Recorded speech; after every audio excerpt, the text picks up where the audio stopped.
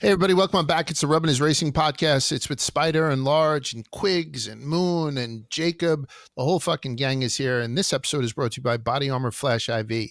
Flash IV delivers faster, longer lasting hydration with over 2,000 milligrams of electrolytes and no artificial dyes, flavors, or sweeteners like those other drinks.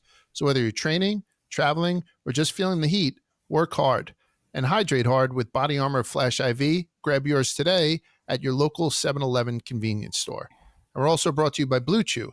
Guys, enter the room dick first. Blue Chew isn't just a tablet, it's a cheat code for your crotch. Stronger, harder, longer lasting, like someone gave your downstairs a pep talk and a gym membership. Blue Chew is the original brand offering chewable tablets for better sex. This ain't a supplement, it's an erection resurrection. Guys, this isn't just about performance, it's about the legacy or third legacy. Give her group chat something to talk about. You know, when you lay it down, they're talking about how it gets up, and nothing makes you more of a legend than a little Blue Chew. Discover your options at bluechew.com, and we've got a special deal for our listeners. As always, get your first month of Blue Chew free. Just use promo code Rubbin at checkout and pay $5 for shipping. That's it. Join Blue Chew's mission to upgrade humanity one thrust at a time. Head to bluechew.com for details and safety info, and big thanks to Blue Chew for sponsoring this podcast. All right, so we're back after a banger. 2 weekends in a row that we came into this podcast with nothing but positivity. So let's keep it going. We also have Parker Kligerman on the show, a guy who has never won at Daytona, as far as the record books say. So we're looking forward to talking to him. Before we get started, somebody had hit me, a guy named Scott Philhauer sent it before anyone else, about the passing of Forrest Lucas, the founder of Lucas Oil at the age of 83. He was involved with all types of racing, but was the title sponsor of the Lucas Oil Drag Racing Series. In 2006, he paid $122 million for the naming rights to the Colts Field, Lucas Oil Field, which is going to roll off, obviously, in 2026. But he was big in all types of racing. Rest in peace, condolences to his family, to Forrest Lucas.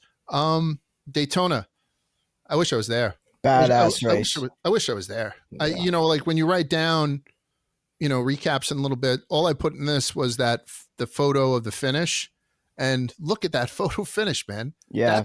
That's one for the ages, isn't it? Like, to see that, I don't know. It was like this 4-wide photo finish is one that was just special. And I think universally this race will go down as probably one of the better races, certainly for the Gen 7 on super speedways.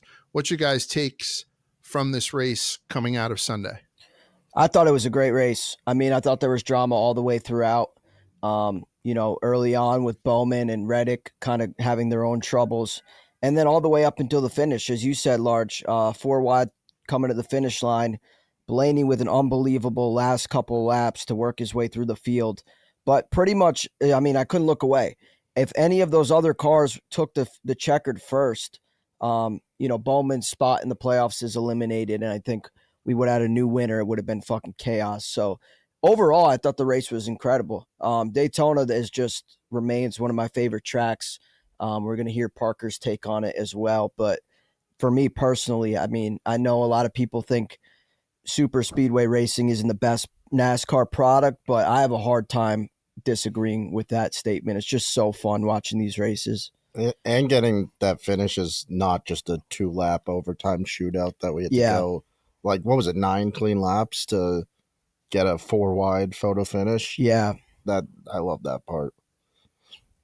And if you look at this photo finish, and outside of Blaney squeaking through and Larson doing what Larson is doing on what's essentially his second row, it's Suarez, it's Haley, it's Cole Custer out of fucking nowhere. Yeah. Eric Jones in that sweet-ass paint scheme, and then Chris Buescher down below. All these guys, it just goes to show, too, that when you're betting on stuff like this through DraftKings and responsibly, obviously, everybody has a chance. Even those morons who bet on, you know, Cody Ware because he got a good fortune cookie, and we're talking about it online like they were about to buy a new fucking car. You know what I'm talking about, Spider? Are you're making fun of me? No, Moonhead. Yeah. Moonhead. Listen, Moonhead, we all saw the tweet. I've never seen anyone count their money before they got it like fucking Moonhead. Yeah, Honest to God. did. This guy he's ordering rope chains online, the whole deal. It was a life changer, and he was 100% wrong. He got suckered in like the rest of us. I sure did. But What'd you think of that race, Moon? I love the race, but I'll say this. I put the money on Cody Ware, and then he led more laps than he's led in his whole life in that race. So I was being, I mean, yeah, I was probably counting my eggs before they hatched, but I was excited. And so is everybody else. But overall, I thought it was one of, if not the best next gen plate races we've had. Obviously there was some fuel saving, which I think that's here to stay. There's going to be a part of it, but I don't know. Something was in the water. It seemed like there was a lot of urgency, even outside of like the playoff guys. Like it seemed like dudes who were locked in were racing just as crazy, I guess, probably in an effort to try to keep some of the new guys out. But it got 2 thumbs up for me. I was entertained pretty much the entire race. Yeah, and Dale was on Dale Jr. Download saying that maybe they should add a 4th stage to Daytona and Talladega to take away from the fuel saving a little bit. But I don't know if that's what's going to cure it. And for right now, maybe because we got the caution so early, the Reddick caution so early that it was able to wash some people out. But however it was, you're right. I was able to grab that nap in the 2nd stage, which was lovely. And then 3rd stage was an absolute banger. Most of the flowers going to go to Ryan Blaney. He goes from 13th to the win in just 2 laps. And with the win, he goes to 2nd in points on the season.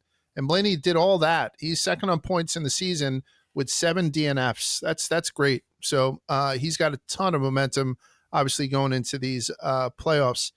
There was some talk afterwards about race manipulation from both Kyle Larson and from Denny Hamlin and from Joey Logano. I think it's just a word that gets thrown around a little bit too easy now. Did you guys see anything during that race that would say that there was race manipulation that was illegal? I mean, I know we're all trying to manipulate races with every time they turn the wheel, but there was nothing shady in that race. Do you guys agree with that? Yeah, I got to be honest. I have no idea what this is about. I mean, I like to think I watched the entirety of the race, and then you see something like this, and it's like, when? I don't. Yeah. Maybe I didn't even really hear this narrative, but I do think that recently it seems like this has been a hot button word that's just thrown around. Is like, I got on Bowman a couple weeks ago for saying race manipulation when he couldn't run Austin Dillon down. I just think it's too convenient. And Denny and Larson are guys capable of winning these races. I don't love the fact that they're resulting to something like that as an excuse. You know what I mean? Yeah, I think Denny kind of struggled all day, to be honest. He started, I think, 20 or somewhere toward the back, and I was like, he'll be fine. Daytona is a track he's done well at before. He'll work his way through the field. And sure, he survived, the big one and shit like that, but he really never was the guy I expected him to be. So I don't know. I didn't see anything from where I sat, though. Maybe I missed something. No, They even cried it with this picture that we have up there that Larson didn't push one of the new guys to the win, which he isn't, contractually obligated to do, and can still run at full throttle without, pushing Justin Haley to the win, perhaps. Right. So I don't know. I never take much. I never give that much credence. I did kind of get into the conversation about the Bubba Kyle Busch wreck and how that had happened. Bubba came right out of the infield care center, and it said that, I'll need to look at it again, but if it was my fault, it was my fault. I think Denny then said that he thought it was Bubba's fault. Guys on Door Bumper Clear had said that it was partially Larson's fault for a bump. Larson had then said that, when you have a Chevy bumping a different manufacturer, sometimes it doesn't go as cleanly as it would be, Chevy to Chevy, Toyota to Toyota, whatever. So it seems like everyone was trying to either avoid getting blame or trying to take just a little bit of the blame in that one. Did you guys see that, kind of break it down, or was it just me? And who do you think who was at fault for when Bubba and Kyle Busch had met basically in front of Joey Logano? This one's got to be on Freddie Kraft. You putting it right on Freddie? No, I'm just kidding. Honestly, though, maybe. Kind of. It seemed like there was just a miscommunication with the amount of traffic around them, and then they all came together. Yeah, I don't really know. That was an interesting one because, I gave those guys the benefit of the doubt. I was like, they're just working it out. They'll get settled. Mm-hmm. And then sure enough, they're going all over the track. So I would probably need to look at it again before I definitively blamed it on someone.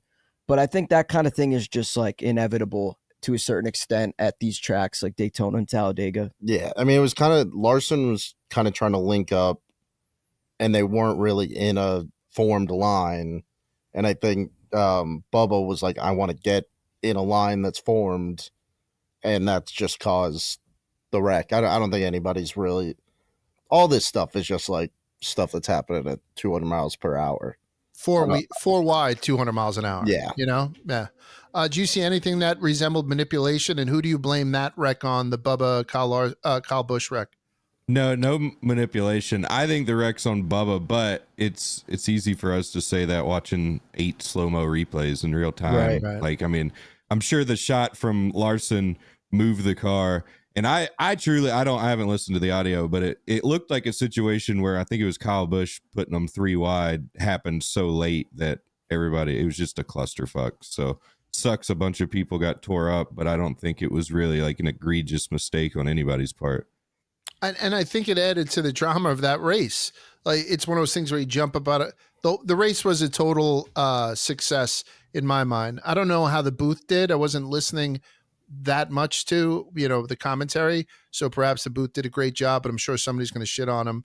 But kudos to NASCAR for putting on 2 great shows 2 weeks in a row. Suarez ran from 24th to 2nd following the last caution. And then Eric Jones, I know Quigs hates him, but him charging back up to 5th just a couple of laps after getting kind of shuffled out on that 3rd lane up top and no support behind him, and you just watched him sink like a stone, and he was able to get most of that back. And the way that he ran for most of that race, Eric Jones impressed me. It was nice to see. It just reminds me how talented the guy is. One of the people I'm not going to give flowers to is me, because I had Kyle Larson. I said, I got plus money, Kyle Larson top 5. And he came in P6. So I got kind of a little fuck there. And then Kyle Busch, 2nd year row, he doesn't make the playoffs. No one from RFK in the playoffs. But even though Chris Buescher is ahead of nearly half the playoff field in points. And that's it. That's basically the recap from the race. It was a banger. And if you didn't watch it, go back and watch it. And if NASCAR can recreate that on super speedways going forward, then we're going to have a very, very good future with Daytona and Talladega in particular. Connor Zilch decides to race. He hops out of the car around a caution. Parker Kligerman, who we have coming up in just a couple of minutes, jumps in, wins the Xfinity, but he doesn't get credit for it. I'm going to ask Parker about it. Spider's going to ask Parker about it as soon as this gentleman comes on. How do you guys feel about that rule that he does not get credit? He has wins, I think 3 wins in the Truck Series, 10 wins in ARCA, but he doesn't have a win in Xfinity. He doesn't have a win in Cup. So this would be something that would look very good on Parker's resume. And we know this guy has gotten wins taken away from him before, whether it's for inspection or a late flag being thrown. How do you guys feel about him not being able to share in the spoils of this victory? I'm kind of somewhere in the middle. Obviously, I feel bad, and, I love giving people flowers, especially when they do something like that. But it's always been the rule. You know what I mean? It's like not like this is new, unprecedented information. We've seen this happen before. I will say I think there's something ironic about racing because, the guy won the truck race this year. We watched, Moonhead and I watched firsthand him win and then have that taken away. And then we see his next stop back at Daytona, and he ends up winning in a fill-in position. So I think that's really neat. And I think there's something like kind of to be said about that. I feel like a lot of times the storylines just it seems like NASCAR script writers are on fire a lot of times. And I think this one was a great example of that. I don't think anyone's going to, like Parker Kligerman, I don't look at him differently because his name isn't in the record list. You know what I mean? Mm-hmm. And as far as I'm concerned, he won that truck race at Daytona, and then he won this race here. And I think anyone who's truly follows racing will appreciate the story and give him due credit, regardless of whether it's listed, in official websites or not. So I just feel bad for him. Don't you? Zilch doesn't get the win either? No, Zilch gets the win. Yeah, so he's the driver that made his start. Zilch gets his win total up by 1. Parker still has and I feel the same way when somebody has a win that people don't consider real. I'm not going to say it out loud, but if it's a rain delay and all of a sudden you get a win and people are like, it's not a real win. I think it's just as bad for somebody to be like, but I actually have one. And everyone's like, sure you do, type thing. Yeah. And I know NASCAR changes rules all the time. And this isn't one of those ones that will consistently hurt anybody. We haven't really seen this since like Amarola did it with Denny in 2007. So I think this is an easily changed rule. Don't you think, Quicks? Like this is something that's a quick fix to kind of give somebody their flowers. I think you could almost not like the same way as baseball pitchers, but like if maybe Zilch was in first, got out with 20 laps left, and Kligerman just stayed in first, maybe the win goes to Zilch. But if Parker's racing most of the race, the win is because of him, I think he should be credited with it. Yeah. And an easy fix. And I could tell you who would give a shit less about having one less win. I think it's Connor Zilch. Like this is the perfect time to switch it around. Yeah. He's like, I'm going to get a fucking bazillion of these things, so it doesn't really matter. And I really appreciate what Parker did. There's no better show of fucking gratitude than be like, make sure this win goes on his record. What do you think, Moon? It's tough because obviously it's Zilch started the car, and I understand it, but I feel bad for Parker because he's just had some of the dumbest ways to not win a race, whether it's been trucks or Xfinity. And I know he got a couple truck wins in his day, but like the Roval where the caution came out at the line or whatever. You have this year at Daytona in the trucks, and then now he puts on a super speedway masterclass. I feel like, I mean, he showed him how it was done up there, and he don't even get credit for the win. But at the same time, I feel like the public knows he won the race, and he's still getting all the notoriety and everything that comes with it. And he got to win in a JRM car at Daytona, so that's pretty cool. Yeah, but he doesn't. He didn't win. Like that's the only thing that sticks with me. If you bet Connor Zilch on most sports books, you didn't win. Sports books did not pay out for a Connor Zilch win, and the sports books reasoning behind it is that you didn't bet on the car. You bet on the driver, and that driver didn't win, so you didn't get paid out. And I don't know if that makes sense, because it's directly opposite of what NASCAR is doing. So I think one person is right, one person is wrong. I'm going with the sports books on this one. Like I do think that he should get credit for this because Connor did not win that race. He did. But regardless, Connor Zilch is going to have a shitload of stuff. I'm glad that he got out of that fucking car, and I'm sure he's going to tear it up in Portland this weekend. I have a bad take every week, starting with that week where I said Zilch should stay in the Xfinity for at least another year. This is my bad take this week. You guys let me know whether or not it's terrible. I'm looking at, on Reddit, somebody put up a graphic, you know, where you have your playoff drivers and it just says playoffs and it's all the drivers. Somebody did not playoffs, and they showed these 16 guys who aren't in it. And it's such a compelling group of guys. Would you guys be down to fuck with like a NASCAR NIT where the second 16 also try to, you know, compete against each other so we can get, you know, matchups like, you know, Kyle Busch versus Carson Hocevar and, Brad Keselowski, Chris Buescher, Michael McDowell, Ryan Preece. There's so much talent left over. You know how the NIT kind of does a pretty good job. I don't think the drivers would be that pumped to be the best of the worst. But don't you think it's kind of a nuance where we're letting these guys kind of stay by the wayside? No one's going to fucking pay attention to them for the next 10 weeks. I personally don't like it just because my thing is there's too many. The second you have every fucking week be a tournament race, there's no tournaments at all. You know what I mean? Yeah. They have the in-season tournament, they have the playoffs, and I think that's good. They have all-star race. The second every single race is, you know, counting for some little in-season contest or something, I think it loses kind of its charm. I don't know. That's kind of how I feel about it.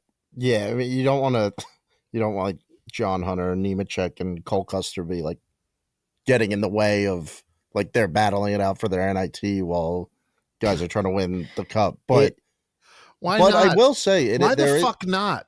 By the way, this guy Frigus Dominator with an 8. Dominator is the guy who made that graphic, so I'll give him some props. Why the fuck not? Why don't you want the chaos? That is a good question. I don't know. Usually I'm here for the chaos. I don't know. Maybe I do want the chaos. Especially you. You fucking always vote on the side of chaos. I will say, like, it is like when you explain NASCAR playoffs to somebody who doesn't Right. watch NASCAR, and they might be like, oh, so is it just the 16 car drivers. 16 drivers on the track? I was just gonna say this. And all the you'll time. be like, no, the other guys are out there, but they can't really do anything. And they're like, why are they out there? It's like, oh, just kind of to field the field sort of, and like be on the track to make it a normal race, but they don't do anything. Like, it's confusing for somebody. Like, it doesn't make any sense. So like, it would be interesting to have something for the guys to be racing for, but So you kind of half in? yeah, I'm not like there is something to there being more benefits for like the guys that aren't in the playoffs, but I don't know what it is. I'm taking that as a half vote yes. So I'm a yes. That's a half vote yes. Spider is a definitive no. If Moonhead puts his whole vote behind a no, then I will never speak about this again. And it's one of my worst ideas ever. Moonhead, how do you feel about the NASCAR NIT tourney?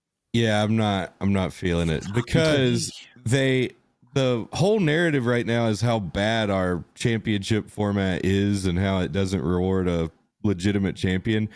And now we're going to throw in people racing for a secondary championship, I guess. Well, maybe just essentially a prize. Maybe throw them $1 million, right? Yeah. I mean, I don't it'd know. be wild. It would be like the tournament. I mean, you could potentially get that Ty Dillon storyline that's cool and it doesn't affect the championship, but I'm not a fan of it. But I will say, totally sounds like something NASCAR would do.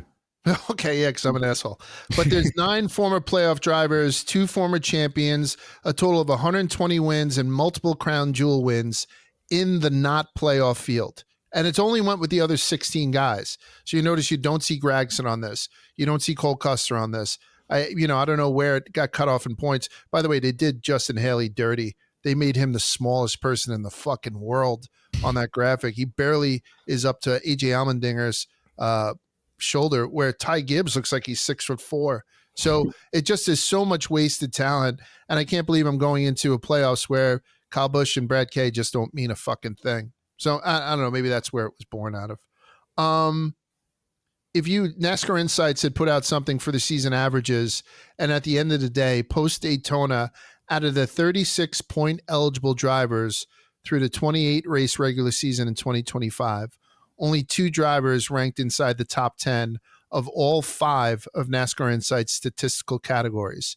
So that's passing, defense, speed, restarts, and pit crew.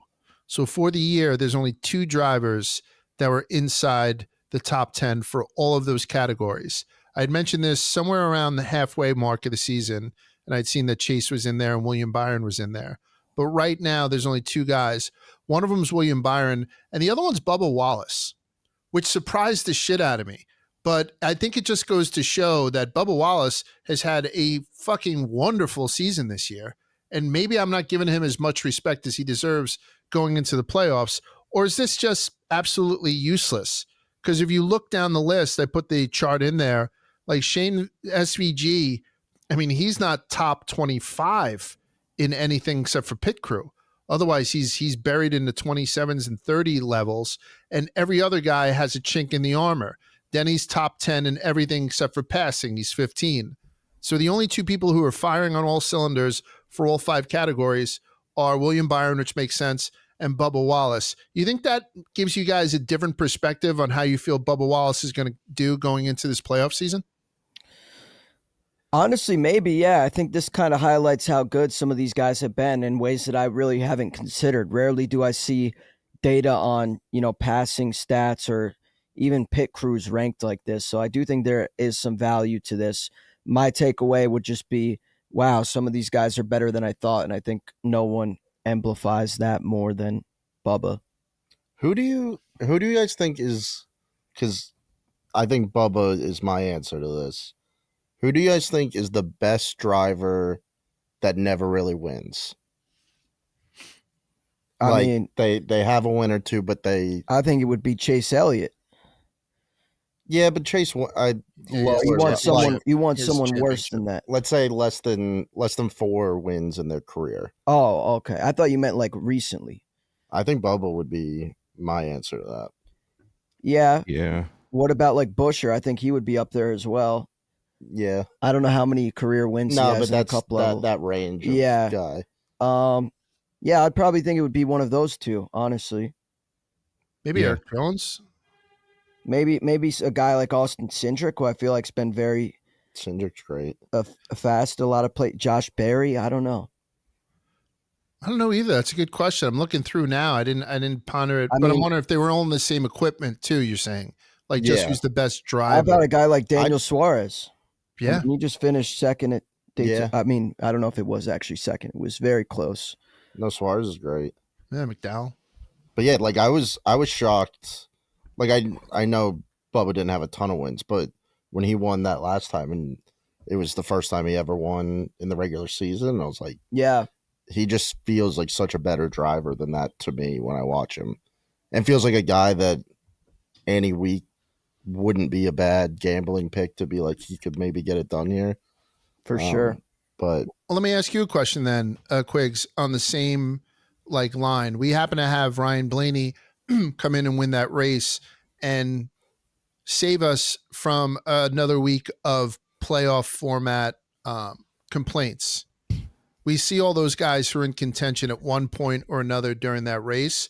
Who do you think would have caused the most outrage, more so than or on par with the Harrison Burton outrage from last year? I'll take Cody Ware out of it just because I know he finished P20, a very good race and whatnot, but he did pull back. And if you look at him statistically on that chart, he's 36 in every one of those categories except for one where he made it to 35th. So that would be, people would have been burning crosses on the infield at Talladega if Cody Ware would have won that race for people who don't like this playoff system. Who do you think then out of Suarez, who finished, we'll just do the finishes. P2 was Suarez, P3 was Justin Haley, P4 was Cole Custer, P5 was Eric Jones. Then you had Busher P7 and Ty Gibbs at P8. If any of those guys would have finished, who do you think would have been the most like, holy fuck, this doesn't make sense? I have a pick. Go ahead. I think people would have been the most mad about Gibbs. You think? People would have started doing conspiracies, Oh, like okay, yeah. being like he get the hated- grandson in. yeah. But for what would anger people the most, I'd go with Gibbs out of that group. What do you think, Spider? I would probably go with Justin Haley just because I feel like they've been running pretty poorly this year, unfortunately. I think obviously Justin Haley's a good driver. He's proven that he can win at this track before. But I think if he won, there would have been fireworks on NASCAR social media. Him or like Cole Custer. And again, nothing against either of those guys, but just based on how they've been running, if they took a playoff spot, I think, you know, you would have had the Bowman fans online crying about race manipulation, how their driver was knocked out. And those two that you said feel like the most definite. If they were in the round of 16, they'd be out. Yeah. Like, Oh, that would be everyone's first pick. Right. Yeah. To kind of be out. I feel like they guaranteed not move on. Like, the other guys might not either, but like Jones, they'd at least Suarez, have a chance. Busher, like I could have lived with that, and I think that would have been great. I would have liked to see Cole Custer or Justin Haley win again. Obviously, I'm a big Blaney guy, but for the storylines, I was kind of rooting for chaos there. And I will say, I have a revelation. Go. Everyone always asks me who my favorite driver is. I think I know who it is. Ooh. I think it's Ryan Blaney. I just think he's the fucking man. Did you just declare your love to Ryan? Are After you he officially won. going steady? After he won, yep, that's where I'm at. But no, I'm all jokes aside, I truly think he's my favorite. He's the best dude in the fucking field, and he's a great driver too. Yeah.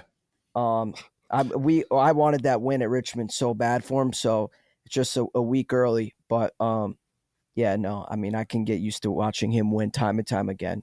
Married to a fucking rocket ship. Yep. Nicest guy in the world. Pretty good golfer. Somebody had said on X that he's the worst. Ryan Blaney's the worst. He seems like he talks down to his fans. And I'm telling you, they came out with the pitchforks. People just sending montages. These are the 12 pictures I've taken with Blaney in 12 different fucking tracks. This is Blaney signing my daughter's kidney before it was removed. Everything you could fucking possibly want. They came in there and they jumped in. So, yeah, Congratulations on your new relationship with Ryan Blaney. I love that, Spider. Thank you. So Moonhead, I'll tighten up the field. Out of Ty Gibbs, Cole Custer, and Justin Haley, who do you think would have enraged NASCAR fans the most? It's to me, it's a toss-up between Haley and Custer, just based off of the season-long performance. Ty Gibbs, he's had solid runs. I don't think anybody could make the argument if he made the playoffs that he wasn't playoff caliber.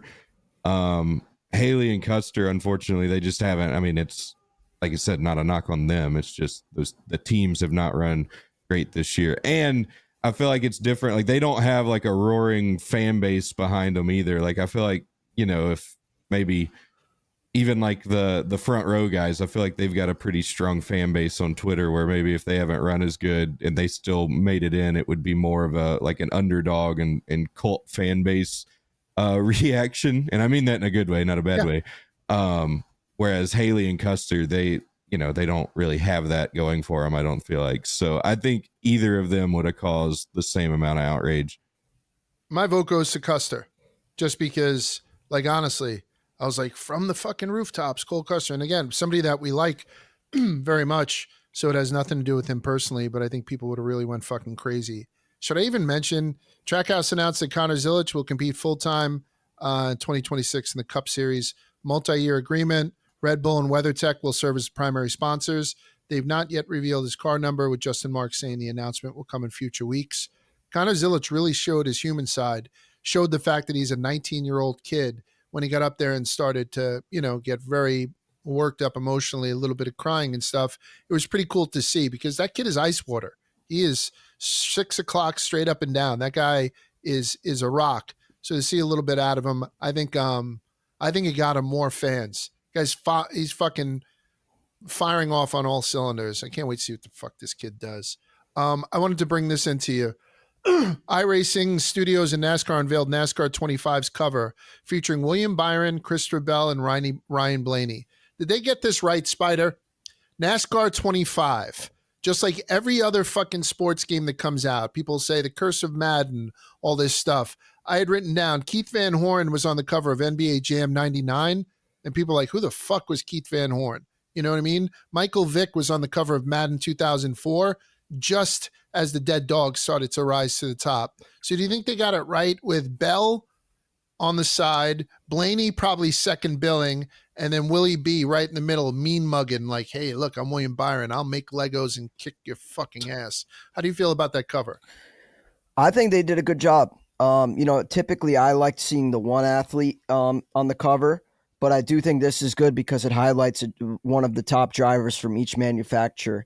And I think all these guys are kind of in their prime, right in the heyday of their career. William Byron and Christopher Bell are guys I expect in the championship for the last couple of years and into the future in the next couple. So them, and then Blaney, a guy who's won the championship, and I think, in my opinion, is the best Ford driver. I think they did a good job of highlighting all three. So, yeah, I think so. I think they got it right. I think not getting it right would have been like two Hendrick drivers and then like Ty Gibbs or I don't know. This pairing feels natural, I guess, is my argument. If they had to add a fourth without any kind of rules, since they did click off one of each from the manufacturer, is there somebody that you'd like to see in there? For sure. Like somebody with maybe a little bit more of a personality, more so than going by team alliances. If I were to add a fourth, it would not be the personality angle. It would be like a veteran angle. So I'm looking at like Richard Petty, Jeff Gordon, Dale Jr., something like that, I think would be cool. I say get Bell off of there. I don't know why. I think Denny should be in the middle. Denny would over be shoulder. Denny should be on there. I don't think, like, even Bell with the DeWalt helmet, I mean, you can tell it's him, but I don't think he brings much to it. That's not a dig on Bell at all, but I'm just saying there are other people that I think I'd be more pumped to see. Denny, Chase, and Blaney, I feel like would have been good in terms of if you're looking for the biggest stars from each manufacturer. Yeah. But in terms of like championship threat, I think this is as good as they could have got. Maybe Larson in place of Byron, but I mean, for the next 5 years, I think I'd rather have Byron than Larson. That might be a hot take. That is a hot take. Quigs, I mean, I know your original answer is Catherine Legg, Carson Osvar, and BJ McLeod, but who do That you would think? be a fire cover. That would be fucking awesome. I'd buy the shirt tomorrow. Still, What do you think? Did they get this right? No. It could have been better. Well, I just think video games, I think excitement. I want like the flashy guys.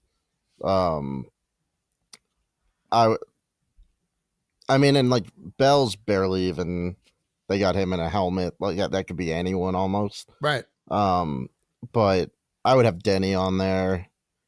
I'd have maybe Chase, even though Chase isn't like the most exciting guy. He's more popular. He's definitely would add Blaney. I might have just put Blaney as sole cover. Yeah. Sole cover. Yeah. What do you think, Moon? Yeah, I like what they were going for here with this. I think it's good. 3 good drivers. I don't know why Bell's in his helmet. That's a little weird. Yeah. But I don't want to be one of these like picky NASCAR internet nerds, but I saw a lot of concept covers that were way better than this one, just being honest. To me, this one doesn't look like something that's really going to catch your like eye to play the game. I don't know. I think about like walking, and this is probably an old way of thinking about it because who even buys video games physically anymore? I guess you just download them. But like, I wouldn't walk through the store and that wouldn't catch my eye. Really, that looks like a flyer somebody'd hand you to tell you NASCAR's in town more so than a video game cover. That said, from all accounts, the gameplay is pretty good in the game, and that's really what matters because we've needed a good console game for a while. So I'm excited to try it, but I'm telling you, some of the concept covers I saw that, like, I mean, there's 14-year-old kids on Twitter that are making more appealing covers, in my opinion. But I like the drivers. It was a good driver choice. I would tell you swap out also. Like, since I think that these covers, even though you're right, it's not like we're going to GameStop anymore and looking at covers, trying to make our decision on what we're going to buy, but they are time capsules. Like, if you look at the old covers, you're like, oh shit, yeah, and Carl Edwards that year, and stuff. They are time capsules. And I say this reluctantly, but I think who deserves to be on this cover without a shadow of a doubt, or at least, one of these secondary behind Byron, it's got to be SVG. Right? Like, because people look back, be like, oh, 2025, that's when that fucking guy started dominating, because we don't know what's going to happen after this. But I think SVG on that cover, even though I'm saying this reluctantly, I think would have been perfect. All right, let's ask Parker Kligerman about this. We're about to go 3 wide. Let's go to Parker. All right, so as promised, we're sitting here with a guy who has never won a race at Daytona. It's Parker Kligerman. Parker, how the fuck are you, my man? How's everything going? What an how about that for the intro? Fuck you. Fuck it. That is so me. Yeah, I feel like I'm the guy who, forever is like, that win was for me. I mean, both of those wins were for me.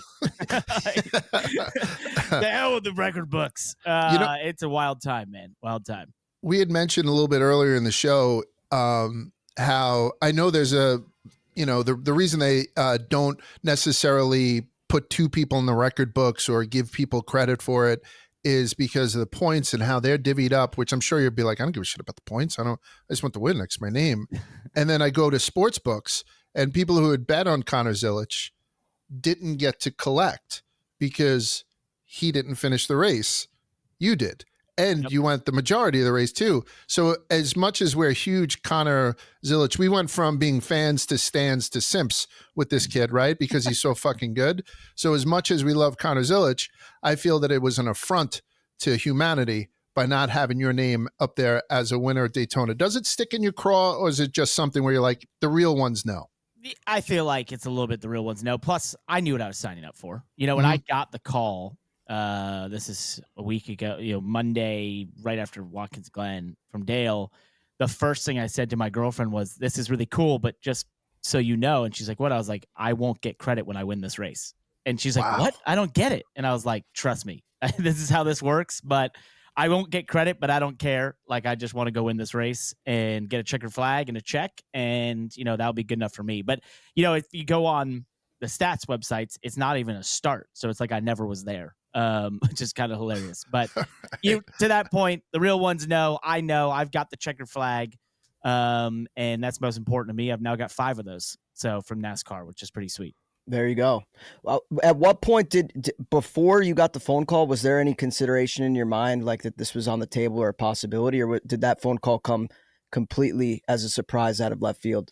There's a friend who will remain nameless. Okay. Who did call me and was like, "Hey, I think you might be getting a call." And I was like, "Okay." And then the next day I got the call. So I had a little heads up. But I was like, sure, whatever, man. Like they'll figure something else out. Like it's not me. And then I got the call and I was like, okay, this is real. I got to make some decisions here and call some people. So it was really like flattering to get the call from Dale Jr. and, you know, a hero of mine and a guy that when I was younger, I just felt like my goodness, like that's a god of motorsports and, you know, his family's legacy in this sport and everything. To get a call from him, one that he even has my number, is always shocking to me. Whenever we text or he calls me, I'm just like, that's shocking. And then when he calls you and says, hey, will you come, you know, drive my race car? I'm like, this is the coolest thing ever. I got to figure out how to do this. So it was, I kind of had a heads up, but it's still surprising because it's Dale Earnhardt Jr. and you just, you know, that's shocking to me. How, aside from this obviously opportunity, which you crushed, had there been other opportunities that come along? Has your phone been ringing as you transition into more focused on the TV side of things and stepping away from racing? I mean, we still have seen you at Daytona twice this year now. So what other opportunities is that something you're still interested in doing, or does it have to be the right opportunity? Well, you know, I when I stepped back last year, I made it pretty clear it's just not pursuing full-time racing. And, you know, in my mind, that's like not trying to make this happen anymore and putting in all the work that it takes to go full-time racing and the partners and that sort of thing. And, you know, I always plan to do some races with the 75 truck, who's like family to me. And, you know, we've done that this year and we'll do, I think in total 8 to 10, something like that. So we've got a couple more coming up in terms of Bristol, Roval and Talladega. Right. But to your other question, yes, I've had a lot of inquiries this year, and I thought I'd had a lot in 2022 when I was, you know, winning the truck and doing really well in 21 and 22, and I was driving all sorts of different cars, but those weren't really the caliber of cars that have been inquiring this year. So I've had to say no to some things that I was like, man, me 3 years ago would have been like, hell yeah, let's go. Where do you need me? So that's been a really, you know, different experience for me, but I've got to be respectful to, you know, the people I've committed to on the TV side. Right. And, you know, they gave me the opportunity to have a job without being in a race car, which is big because, you know, I don't have a trust fund. I don't have any sort of fallback. I have to make an income. That's how I've survived for the last 15 years. I'm, you know, just turned 35. And if I want to keep living a lifestyle or even have any sort of lifestyle, I've got to have an income. So, you know, I try to I've balanced that the last 10 years or so. And, you know, I've just got to be smart about it. But even post the win, I've had some pretty cool inquiries with which we'll see if it works out to maybe do 1 or 2 of them. But yeah, in terms of ever like full time again, you know, I think I made this clear in the press conference, which is if it was a life-changing opportunity, something, you know, that just was something I'd never done or, you know, was so big that I couldn't say no or couldn't not look at it, then of course I'd look at it. But, you know, I don't think that's coming and I'm not actively pursuing those sorts of things. I think wins like the one that you had this weekend do one of 2 things. They either they show people that this guy has talent, or they remind people that this guy is a talented driver. And what happened to you was obviously the latter. So, you know, everybody here, and you're talking about people who are in the know, Spider and I, like, Spider got on the text. He's like, Parker's going to fucking do it. It was very cool for fans to watch. I mean, I'm sure it was very cool to sort of be inside a car too. It was very, very cool for the fans to watch, particularly us here at Rubbin is Racing, because we like you for some reason. By the way, you look like shit for 35. Let me ask you something. When you popped the flap at the end, did you get any shit for that? I thought it was so sweet to see that stuff, but I know Dale had made those comments about it and all that. Any kind of even like ribbing from Dale or anybody after you had popped the hatch? No, so he didn't say anything. I did see his face when I came out of the hatch, and it was kind of a little bit of like disdain. But I hadn't heard those comments yet because I was on vacation up until I got back Tuesday night, and then went straight to JRM first thing Wednesday morning. And so, like, I was just in a blur of just trying to figure out the logistics of this whole thing. I had never heard any of that in his comments on the hatch. So when I got into victory lane, I was like, well, I'm not getting on that windowsill because no. That's, what led to this whole thing. And therefore I was like, I got to figure out a different way. And I think it was Connor or someone who yelled, like, go through the hatch. And I was like, can I? They're like, yeah. I was like, okay, let's do that. So it was a funny celebration. And I hope, Dale found it funny after his comments. But, obviously we passed tech, so we weren't cheating in any respects. But in terms of just what you were saying earlier, like the fan outreach and response has been very flattering, and shocked me even to see so many people be so invested in my journey and just everything I've gone through in the last year basically has been very cool. And it's shocking to have that kind of response, but it's very flattering, and I love it. They're the reason we get to do this. I know you hear that a lot, but it's very true. If we don't have fans, we don't have people tune in on the CW or fill in the stands all weekend long, we don't get to drive race cars. So I love driving race cars. I love chasing checkered flags. And one of the cooler moments, man, was, I'd never worked with Josh Williams, who was the spotter. And we kind of had to figure each other out through stage 2. And I had some lazy moves and just was figuring out his lingo and that sort of thing, where we lost the lead in stage 2. But as we got to stage 3, it was like, I just suddenly figured out his lingo and how he was describing things. And I was like, oh, go time. Let's go. And it sort of all clicked, and obviously was able to stay at the front and win it. And as we were coming to the checkered flag, he's like, wrecking behind you, caution, checkered. And he like chuckles. And I have the radio. It's so funny. I'm like, that's awesome. Because he was just like, this is ridiculous.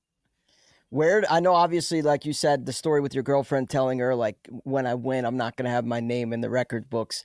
Obviously, it sounded like you were very confident coming into this race. But my question is, if you could have picked any track for your substitute appearance to be at, would it have been Daytona or would it have been somewhere else?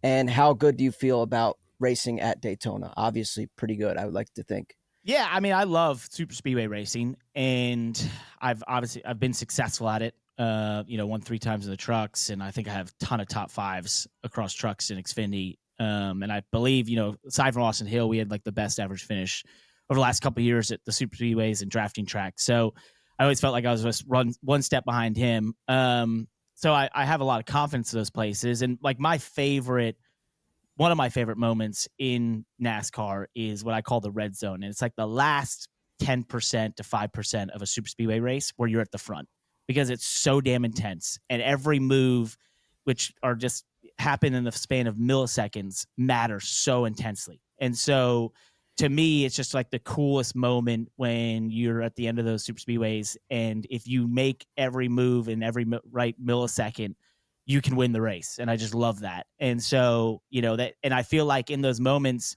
it's really hard to recall what happened because you're so in the zone. And you have to be, because you have to just have like every ounce of your brain power has to be utilized to basically make the right decisions and assess what's happening behind you, in front of you, what's going on in the draft, all those different things, listing the spotter and trying to, paint that picture and conceptualize all of it to be like, this is the move to make it this millisecond. Right.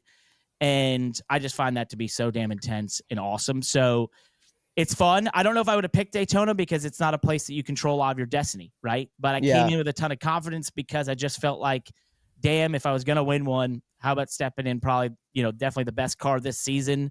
That team is absolutely on fire. And a lot of that confidence came from just going to JRM for the first time. And every person I interacted with, from walking through the door to the seat fit and all the preparation we did, everything was just at the top of their game. I could tell. I was like, damn, these people are firing on all cylinders. And so I was like, the weakest link here is me. I got to rise up and figure this out. And thankfully we did. Well, on the flip side of that, is there a place where if you got a call and said, hey, we want you to drive at this track, and you would have been like, I don't think this is the one for me? Maybe like a Martinsville. Yeah. That damn place. I don't know. I had a pretty damn good run there. My last Martinsville Big Machine Racing. I was like, okay, if I never have to see this place again, that's fine. But for some reason, I've had great runs there. I leave every single time going like, I'm not sure what I did differently than the last time I sucked. So I don't know, but that's a tough place for me. Yeah. Can we talk about the CW and the Xfinity series for a little bit? You know, the Amazon Prime guys got a ton of flowers this season, and as well they should have. They kind of changed the way that we watch Cup Series racing, and everybody is clamoring for them to do that every other place that the Cup Series is broadcast.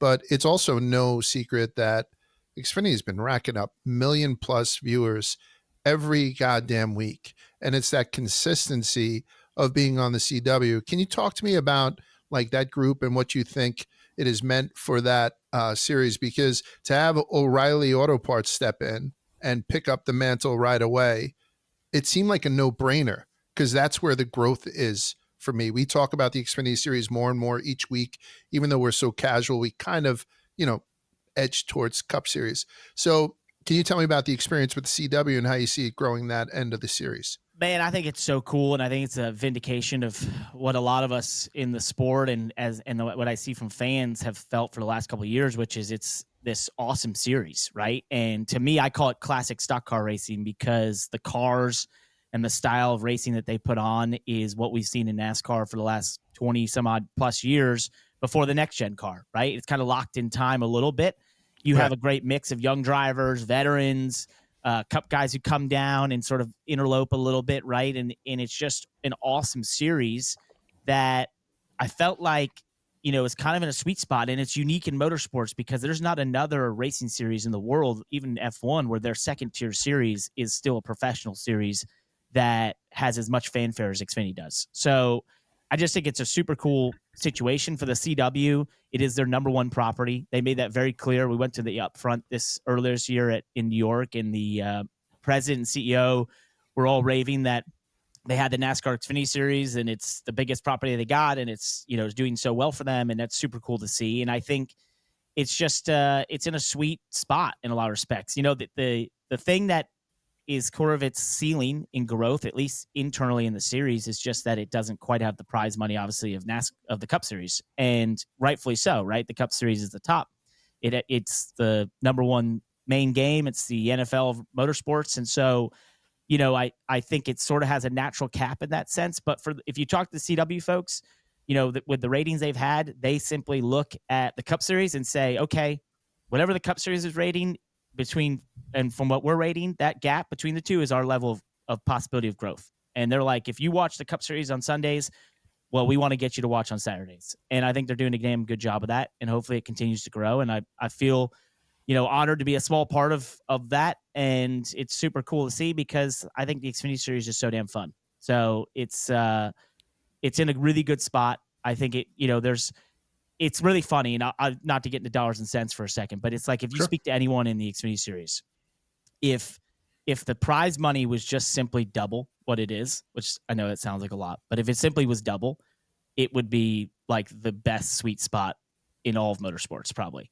And I think you'd have a lot of guys who'd make a way harder decision between going to Cup or staying Xfinity. And from lifestyle to the racing to the cars to the teams, the schedule, so on and so forth. I think if it was just that, if it made that leap somehow, it would be probably the spot that everyone would want to be in. Can I just follow up with that for one sec then? When things are firing on all cylinders and there's growth, and like you're saying, they can get the money up as the numbers get up and the numbers are climbing, I don't want them to fuck it up. So with the 5 race limit that they have on Cup drivers racing in the Xfinity series per season, and only Ross Chastain was the guy who took advantage of all 5. Kyle Busch took advantage of all 5 down in the Truck Series. Do you think them tweaking with that and possibly letting Cup drivers do more than 5 races is something that's detrimental to the growth of that series or something that's beneficial? I see both sides, but man, I lived through the era of the mid 2010s when, you had Carl Edwards and Kyle Busch and Brad Keselowski and all these drivers running basically full schedules or damn near full schedules. Right. And you go look at the entry list back in 2010 and 2009 and 2011, and it's 18 of the cars are full-time Cup drivers. Right. So it's like Cup light essentially. Right. And I don't know if I think it was good for sponsorship. It was probably good for the teams to be able to sell sponsorship and that sort of thing. But I don't know if it was the best for the series, right, to have its own identity. And I think the thing that's happened by chance or by design, I'm not really sure. It has become its own standalone product now, right? It used to be just a Cup Light, and the cars were so similar. It was just more seat time and more money for those guys. And now, because it's so different than the Cup Series, it's got its own identity. And I don't know if you really need to change that, right? Like you said, there's only Ross Chastain's the only one who even hit his limit. I know a 5-race schedule is tough for those guys to put together. It's tough for teams to put together, that sort of thing. You have to have one of those all-star cars, or, probably add a part-time car, which is really tough financially and tough to have people to work on and that sort of thing. So I know it's probably harder for them to do just 5 races, but man, I to your point, I just think it's in such a sweet spot. Like, I don't know if I would mess with it in that sense. Yeah. And I don't know if those guys, if you suddenly had 10 Cup drivers, would you sell double the tickets, and would your ratings go up double? I don't know. I don't think so. So I just think it's, to your point, it's in a great spot. It's got its own identity. It's got its own stars and its own veterans, and they win races, and they're up front, and it's got its own controversies and ecosystem. And so I don't know if you'd mess with it. Looking forward to the rest of the season. On this show, we love to give predictions. I'm curious to know where your head's at in terms of Xfinity Championship hunt, and then also on the Cup level. Is there maybe a couple drivers to watch that you think maybe aren't being given the time of day by the rest of the audience? Well, on Xfinity, I was thinking about this today. I was out for a run, and I was like, damn, you know what I just realized? I think JRM could possibly have 4 cars in the Championship 4. And like, that's not a remote possibility. So that would be insane if they pull that off. They've just been so damn good across all their 4 cars. And, I got to experience it, and obviously really intimately in the last 2 weeks. And I just saw what, their level of operation. And I'm like, damn, this is actually possible, which would be insane. And for, if it happens, we'll cover it. It'll be awesome. But it would be, obviously it's more fun if there's some more mix up there, but they've just been so dominant. I could see that happening. And on the Cup side, it's Denny Hamlin's year until it isn't. So it's always Denny Hamlin's year. I got him in the Championship 4. I've got William Byron. My wild card entry in the Championship 4 is Bubba Wallace. A career year. I love what he and Charles Denick are doing. I just think they could have a strong run in the playoffs. And I can't remember who else I picked. Oh, maybe Blaney. I think I had Blaney in there as well. So strong 4. Yeah, I think. How about on the truck level? On the truck level, you think Corey Heim runs away with it, or are there maybe maybe FRM guys? Dude, his numbers are insane. Yeah. Crazy. And having raced against him this year a couple times, like at Charlotte, I was around him through green flag stops, and his truck was so incredibly fast. I came on the radio, I was like, so he's in an F1 car, and we're all in NASCAR Truck Series trucks. So he's in another zip code. The only thing that's going to stop him from winning is some fluke at Phoenix, in my opinion. And if that's the case, Denny Hamlin, who I don't think is the biggest fan of this format, and the randomness of it would be very much vindicated, but it's his championship to lose for sure. Looking at the Xfinity odds from this weekend, Connor Zilch, rightfully so, is the favorite to win this race. Do you have any reservations about him getting behind the wheel so quickly, or what was your take spending time with him this past weekend? Does it seem like he's in a spot where he's good to go? Yeah, I think he absolutely is. I mean, his range of motion is the same. He was able to put weight and everything on that arm and that area, and he was definitely fit to race this past weekend. I think Dale made it pretty obvious, though, that, and pretty well known, it was just no one wanted to risk it, right? And the chance of having a large wreck at Daytona it doesn't matter where you are. You look, he was leading the last lap at Talladega, got fired off on the wall and hurt his back, right? So it's just like there's no safe place, no reason to risk it, because if you look at Portland, and I was telling him this the last 2 weeks, I was like, dude, you could possibly lap the field with one hand. So I was like, there's no reason to even risk what you're going to do at Daytona, or running that race. You'll have plenty more chances at way bigger Daytona races starting next year. So, I think for him, I would be surprised if he had any issues whatsoever. He's a super fit and healthy kid, and he's not just fast on the racetrack, he's fast in healing, because it's remarkable just in the short span of time that he's had, considering the injury that you barely knew he has the injury unless he shows you sort of the scar he's got right now. So he's definitely ready. Well, that's great news. We're looking forward to his reappearance back this week. Excuse me. Last question I got for you, Parker. If you could compare Portland to one of the other road courses, particularly we run on the NASCAR Cup level, is there one that's most similar?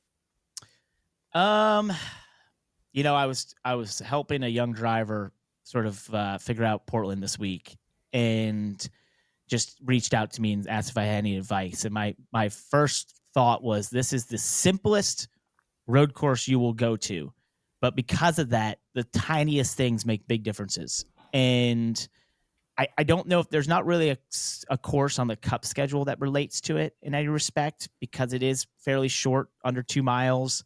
It's super smooth. It's, you know, very flat, and it has basically a fairly technical section and not many super high speed corners. So it's, you know, if I guess portions of Sonoma, maybe after you go from turn 7 to turn 10 would be the closest thing to it. But because of its lack of elevation change and that sort of thing, it's kind of its own unique beast. So it's simple is not a derogatory term. You know, it's definitely a technical racetrack, and there's a lot of speed to be gained or lost doing it correctly. But in terms of its design and like smoothness and that sort of thing, it's kind of in its own realm in some respects. Got it. Whenever we're talking about road courses, and obviously we're just talking about Connor again, I think we're at the precipice of going 10 years where Connor Zilch and Shane Van Cheeseburger are going to go hand in hand. Is he the greatest road course racer that you've ever seen in your life, SVG?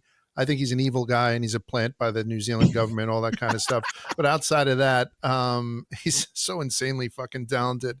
Give me your thoughts on him and where you see him in the Cup Series in a couple of years. Man, he is so good. Yeah. And, you know, I think what gets lost with him sometimes is like, yes, he's probably the best stock car road racer in the world because that's what he did, you know, over in supercars in Australia, which was basically, you know, a lighter form of a NASCAR stock car, racing on road courses and street courses only, right? But I think it's lost in all that is that he's also just a world-class fucking race car driver. Like, that is... He definitely could have been an F1 driver, right? He could have been an IndyCar star. It's just he ended up in supercars because of his talent, you know, wherever his career led him. But his talent level and his ability is up there with the best. And so, yes, he's really good at that discipline, but I think you're going to see that he's going to figure out the ovals fairly quickly, and he already is. And when he does, he's going to become a great stock car driver overall with this amazing specialty skill at the road courses. So he's going to become dangerous. There's no doubt. You know, the only thing I think that is, you know, between him and long-term success is obviously just sort of his age and what he's trying to figure out at this point. But I think there's no doubt in my mind that you could be talking about him as a champion of the Cup Series in 2 or 3 years. So then conversely, because you were so open about saying as a 35-year-old guy, you decided you didn't want to run full time, do all this stuff. And obviously the TV opportunity was a great one for you and you do a fantastic job.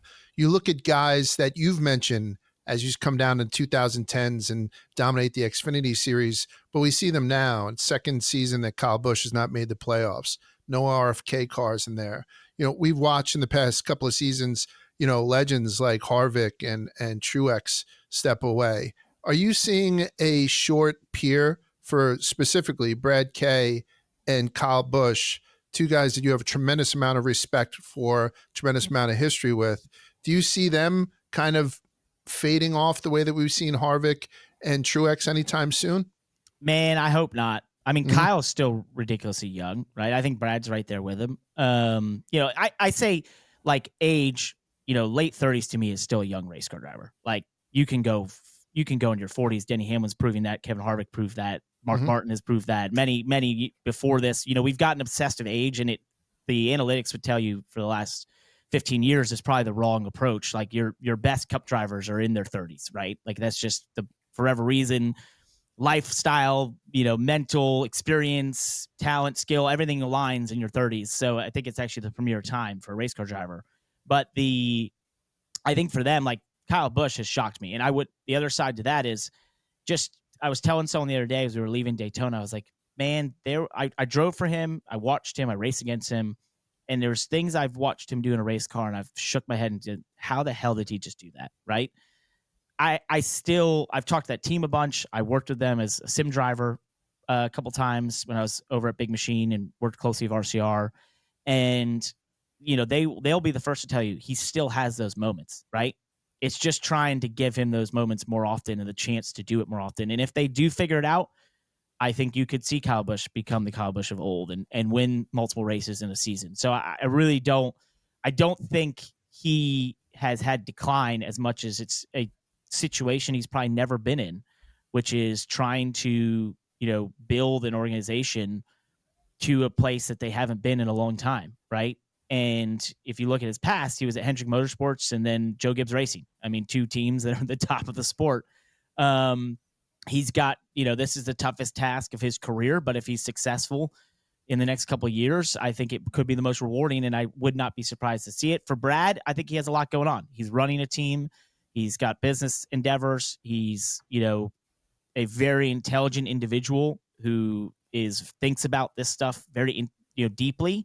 But at the end of the day, he's also a really good race car driver, and I think he still has a long runway. And I think his, what he's trying to do is not dissimilar to Kyle Busch, but he's probably even more instrumental, obviously, in the day-to-day to the decisions of that organization and where their speed is going to come from and where their performance is going to come from. And so if he's successful and able to make another championship run or something to that effect, I think that could be more rewarding for him as well from what he did at Penske. And I think it could be, you could put even more of the onus on his shoulders because of what he's took on and his role at that organization. So I look at them as in similar places and trying to accomplish similar things, but probably from two different angles of doing it. And what's, last thing on that is, it's kind of funny is because I drove for both of them. And I drove for Brad Keselowski when he started his truck team, and I drove for Kyle the last year of his Xfinity team. And people would ask me about them during that era.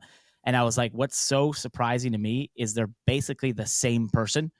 And especially when they were like chirping at each other and they had all their altercations, I was like, they're the same person, but they just don't realize it. So they're both hard-nosed racers that, have made a living and a really good living at that, at racing cars. And I think they both think about racing similarly, and they both have the skill and the drive to make it be successful. And that's what they've proven.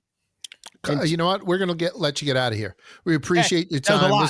This is Parker Kligerman. Whether he's behind the mic or behind the wheel, he's become must-see TV as far as we're concerned. It's an absolute pleasure talking to you again. We'll see you at one of the races. Don't pretend like you don't fucking know us either. Talladega Boulevard, baby. I'm a CW guy, whatever. Talladega Boulevard, you know it. That's where we hang every year. We always meet up. It's like what I love is every time it's like the first time we've met. Yeah, and then it's like, oh, that's right, you're fun. Oh yeah, you guys are fun. Yeah. Okay, cool. Let's do this again sometime. Yeah. Radio silence. We solved the world's problems in a bus. You and I sat on the couch and we solved all the world's problems. There were ceasefires we put together. So looking forward to doing that. There is not going to be a new war in the coming millennium from what we solved in that bus. You're damn right.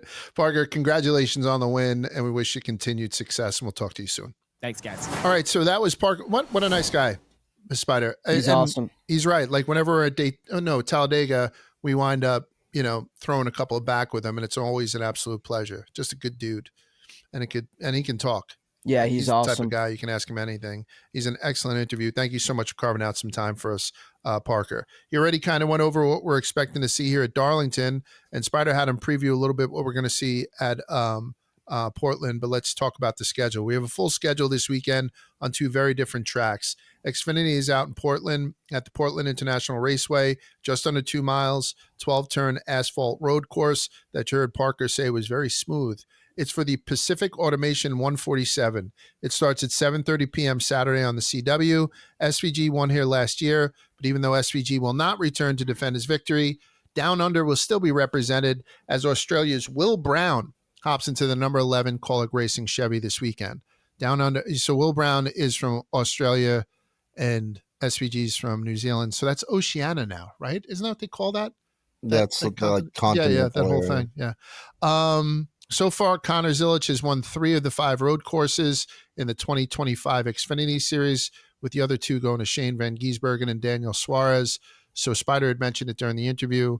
Connor Zilch is the overwhelming favorite. And then Trucks and Cup at Darlington, the Lady in Black, or Black Lady for short. is one of imagine people just start calling it the black lady.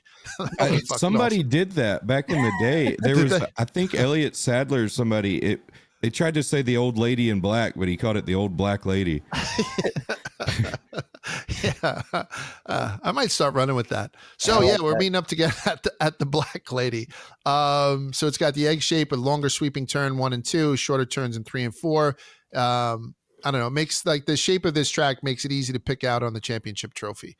Trucks, the Sober or Slammer 200 It's great at name. Darlington starts at noon Eastern time on Saturday at FS1. You said great name. Do you like that name? I like Sober it. or Slammer 200? Drinking, driving type thing? Yeah, I like it. Let them know. Like, listen, come to the race, have a good time. But if you're gonna fuck around and drunk drive, you're going to the Slammer. Yeah. I think From the I'm people coming that brought you From the top. Click It or Ticket. Click it or ticket. Yeah, like I don't know where else they could go. Pay your tickets or you might get raped. I mean, there's races called like the Go Bowling 400. You know what I mean? Like this Yeah. one, it doesn't bother me. Yeah, Sober or Slammer, I'm coming around on. Let me get a t-shirt. Then the Cookout Southern 500 and Cup starts at 6 p.m. on the USA Network. We don't go back into ABC until Talladega.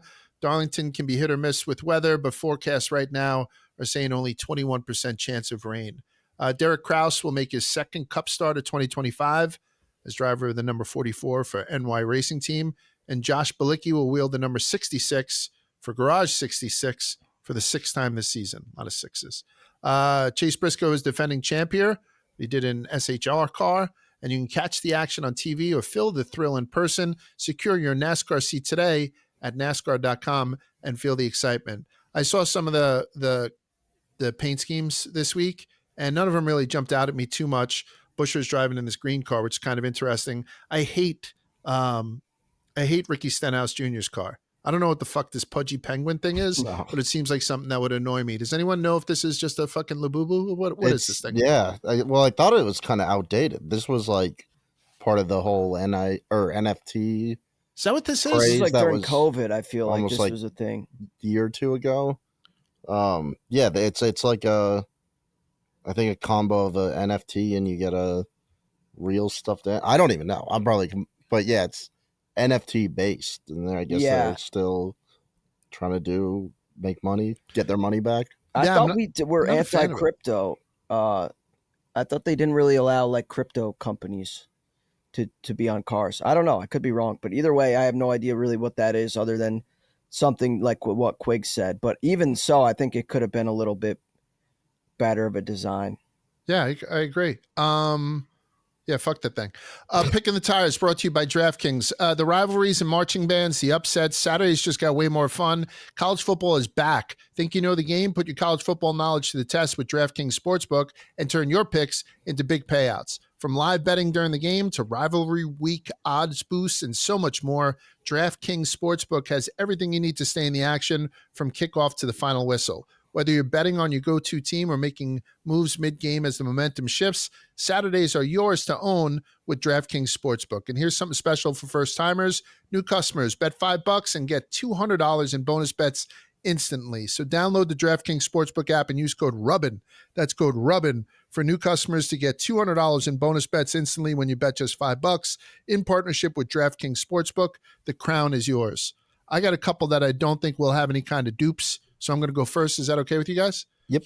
Denny Hamlin to win at plus 600. I'm taking Denny to win. I'm taking Chase Briscoe plus 350 as a top 3. And if the shit falls apart for Denny Hamlin, I wanted to put something on Chris Bell as well.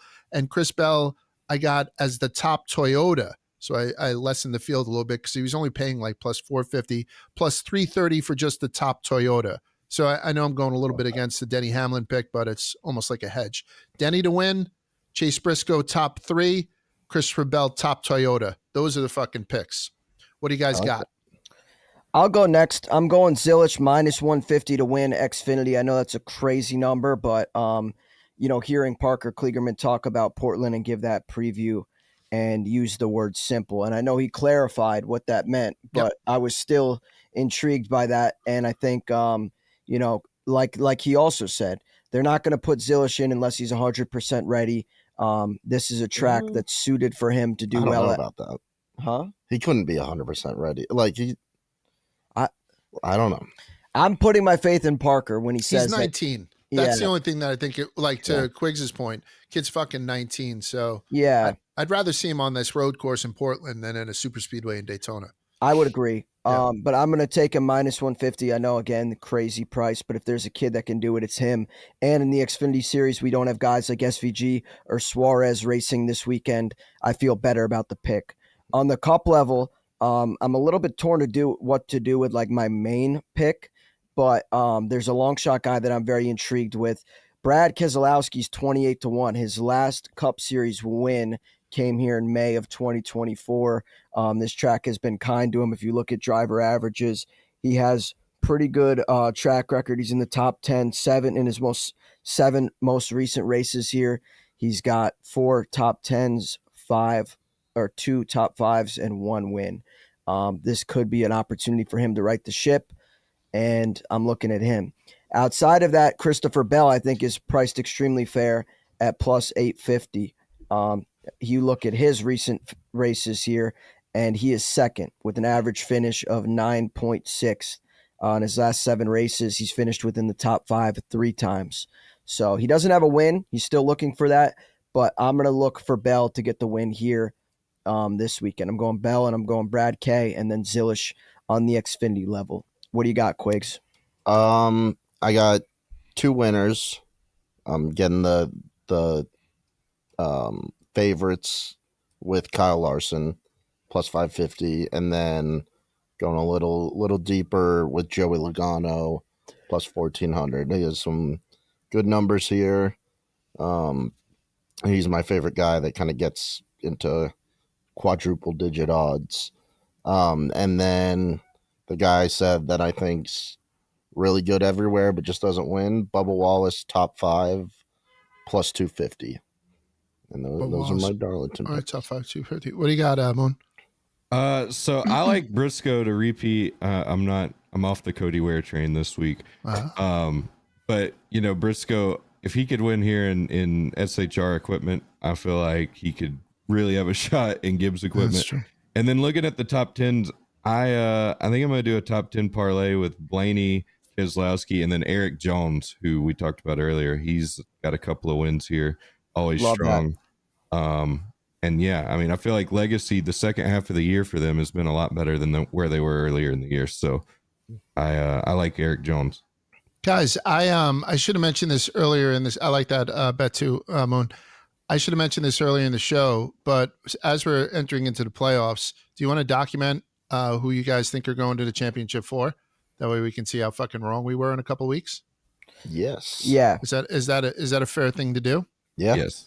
Absolutely. So who would like to go first then on their championship 4 picks? I'll go first. Go ahead, Spider. I'm going Denny. I think Denny's been running really good. And again, what Parker said, this could be Denny's year. Mm-hmm. Denny's going to be my first pick. Outside of Denny, I'm going Blaney. So I got Denny, Blaney, and then rounding it out, I'm going to take William Byron, and I'm going to take Christopher Bell. 2 of the young guys that feel like they've proven themselves the last couple of years. They can win at a variety of different tracks. I know Large is going to have SVG in there, so you're going to think I'm snubbing him, but I can't wait to hear what you guys have. I'll go because I was worried you were going to pick all 4 of mine. First 3 were the same. Blaney, Byron, Denny, and then my 4th guy, I'm gonna go with Chase. Just I don't hate it. Way in. I don't hate it. Chase has been running really, really consistently. So Chase Elliott. Yeah. Yeah.